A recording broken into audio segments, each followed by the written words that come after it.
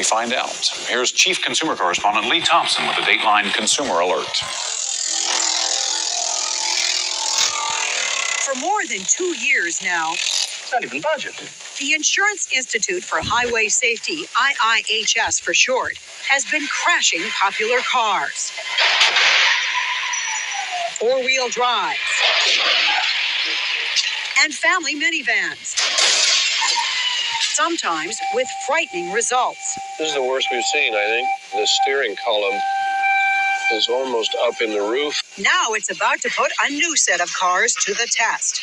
Top-of-the-line luxury cars from BMW and Mercedes, Lexus and INFINITI, Lincoln and Cadillac. Are luxury cars built better as far as safety is concerned? Some of them are and some of them aren't. The Insurance Institute's test is unlike the crash test the government does. And some automakers have said unfair. I would have to classify it as a ultra high-speed test compared to the types of crashes that happen in the real world. The government crashes cars at 35 miles an hour into a flat wall. The force spread evenly across the front. The Insurance Institute tests cars at 40, hitting the barrier off-center. Offset, it's called, concentrating the forces on one side. The test is designed to simulate what happens if two cars hit like this, driver to driver at about 40 miles an hour. Automakers have criticized the test, saying accidents like that are rare, that it's wrong to put too much emphasis on any one test, and that since the Institute is funded by insurance companies, it has a vested interest and cares more about cutting insurance claims than the added cost of building safer cars. But at least one automaker is breaking ranks. We don't have a problem with the IHS test.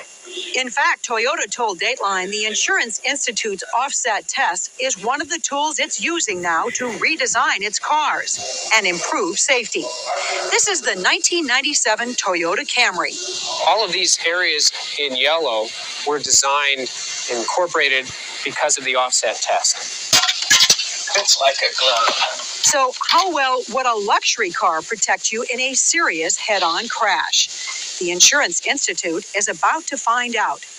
The Institute bought these brand new cars right off dealers' lots. Dateline had no say on how the cars were chosen, tested, or evaluated. Running in 3, 2, 1. The car being tested, the BMW 540i. List price, $51,000. Looks pretty good in there. Steering column's not moved a lot. Although there's plenty of damage to the front of the car, O'Neill says the safety space around the driver is still in place.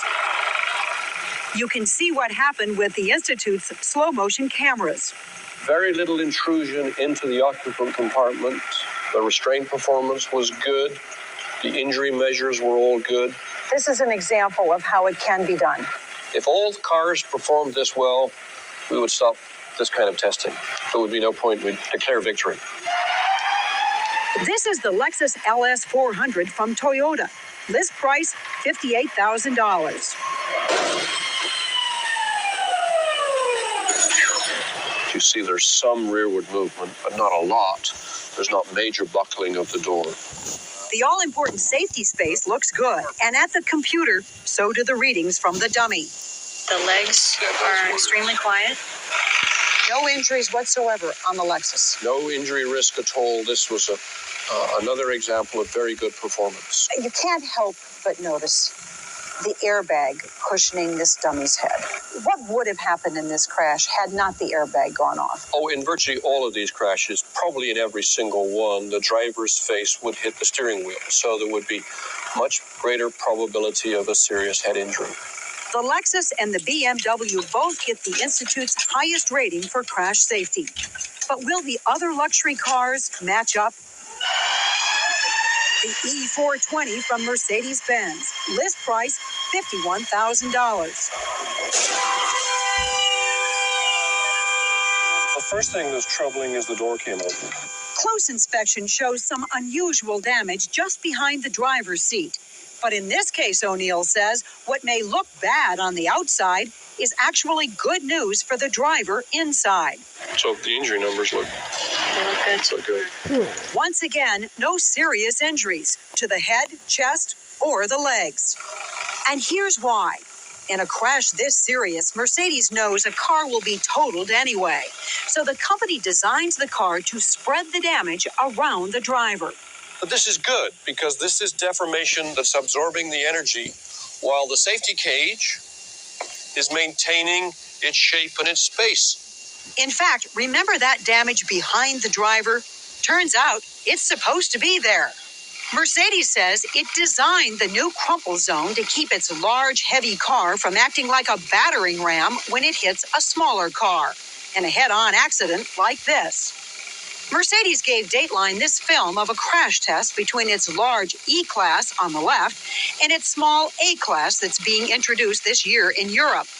The small Mercedes is 1,000 pounds lighter and almost 4 feet shorter. But in this test, Mercedes says there were no serious injuries in either car. Is this something new that we're seeing where the big cars are trying to protect the small cars? This is one of the newest concepts in safety when it comes to vehicle design. Hey, Sean. Because the door popped open, the Institute gives the Mercedes its second highest rating, acceptable. Mercedes says it's looking into why the door opened. The car being tested, the 1997 Lincoln Continental. List price, $41,000. The left foot, which I can just see, looks like it might be jammed backwards. The sensors in the dummy indicate a broken leg. A broken leg because the Institute says the safety cage near the driver's feet has been driven back about 8 inches. There was more intrusion in this vehicle than in the other three, but not major amounts of intrusion. We rate this vehicle acceptable. It's still a pretty good performer, Despite the broken leg. despite the broken leg. The Q45 from INFINITI. List price, $48,000. Well, this clearly is not the best. Left foot looks wedged pretty good. Once again, O'Neill says the footwell has collapsed into the dummy's leg. It appears to be broken. But at the computer, the engineers are more interested and surprised by high readings for the head. That's unusual. It's definitely coming off the airbag somewhat faster. The Institute thinks the airbag is firing too late to properly cushion the dummy. So to find out, to be absolutely sure, the Institute decides to do the test again with another brand new INFINITI Q45. It looks very similar. O'Neill tells us to keep our eye on the light on the hood of the car. It's a test light that comes on the instant the nose of the car touches the barrier. See that light come on? Right. Now we can measure the time before the bag begins to emerge. And you can see this crash has been going on for some time when there's still no airbag. Now it comes out. We presume there's still gas coming into that bag, so instead of going into a soft bag, you're going into a very hard bag. Just watch. The BMW on the top, the INFINITI on the bottom. The two films are synchronized so the cars are hitting the barrier at precisely the same time. The airbag in the BMW is fully inflated before the INFINITI's even fires. It's still soon enough to keep the driver from hitting the steering wheel, but it's too hard to fully cushion the head. The head injury that you see in this crash test, how dangerous is it? It's hard to interpret it in terms of a specific injury. Hitting a firm airbag is not going to cause a skull fracture. It's equivalent maybe to a boxer's blow. Boxers don't fracture skulls, but the sudden jerk of the head can cause a concussion or even unconsciousness. INFINITI says the car did well in the company's own offset test and told us we are confident based on our laboratory testing and real-world experience that the 1997 Q45 is an excellent automobile. But the Institute gives the Q45 an overall rating of marginal. The final luxury car in the Institute's offset test, the 1997 Cadillac Seville SLS. List price, $42,000. The dummy's head has come back and struck the side of the door here. The grease paint marks where the dummy's head has hit. The crash drives the steering wheel back into the safety space more than in other cars. Violent movement of the dummy. The dummy's head hits the door, but not hard enough to cause significant injury. But O'Neill says one of the dummy's legs is probably broken. The area near the feet has been rammed back as much as 14 inches, the most of the luxury cars tested. So we're getting major rearward movement in the area where the driver's feet would be. In the top-rated BMW, you could barely see the damage near the foot pedals. This is the same space in the Cadillac. There's no question that the structural design of this car in terms of crash performance is inferior to that of the others. The Institute gives the Cadillac Seville its lowest rating, poor. But poor compared to other luxury cars still may be better than a poor rating in the earlier crash test. Remember, the structural damage and injury readings in some of the vehicles in other classes were much worse. And real-world accident statistics show that because of their size, large luxury cars have fewer deaths and injuries than the average car. In statements to Dateline, General Motors said that we completely disagree with the Insurance Institute's evaluation. GM said it's subjective and makes no sense. The company said the tests focused too much on leg injuries and not enough on more serious head and chest injuries. GM added, the Cadillac's performance is outstanding for protecting against life-threatening injuries, better on some injury measures than the top-ranked BMW, and historically better than average on actual insurance injury claims. Most of all, Cadillac and the other automakers say their cars meet all government safety standards. Right now, the government doesn't have a standard for an offset test, but the man in charge of auto safety says he's working to develop one. This is something that will not only save lives, but will save devastating injuries. It's hard to argue with that.